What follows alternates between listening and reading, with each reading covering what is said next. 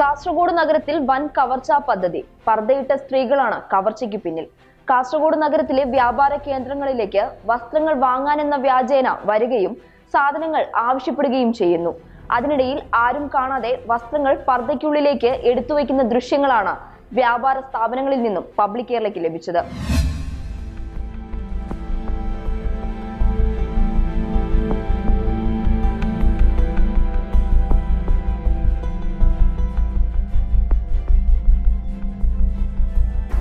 കാസർഗോട്ടെ പല വസ്ത്രാലയങ്ങളിലേക്കും ഇവർ എത്തിയിട്ടുണ്ട്. സാമാന്യം നല്ല രീതിയിൽ സംസാരിക്കുന്നത് കൊണ്ട് വ്യാപാരികൾക്ക് യാതൊരു തരത്തിലുമുള്ള സംശയവും തോന്നിക്കാറില്ല.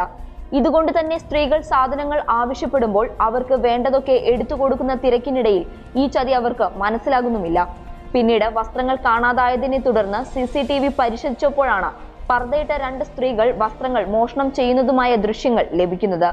കാസർഗോഡ് നഗരത്തിന്റെ വ്യാപാര കേന്ദ്രങ്ങളെ ലക്ഷ്യമാക്കി വൻ തട്ടിപ്പു സംഘങ്ങളാണ് ഇത്തരം കാര്യങ്ങൾ ചെയ്യുന്നത്.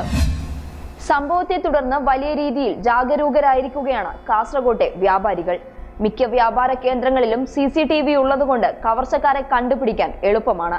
നിരവധി സ്ഥാപനങ്ങളിൽ നിന്നുമാണ് ഇത്തരത്തിൽ സാധനങ്ങൾ മോഷണം പോയിട്ടുള്ളത്. News desk public Kerala.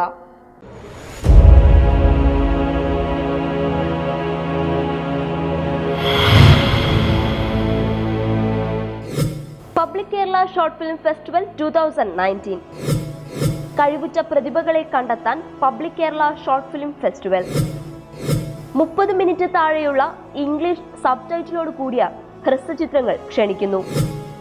കൂടുതൽ വിവരങ്ങൾക്ക് ബന്ധപ്പെടുക 7994422656 9495949878.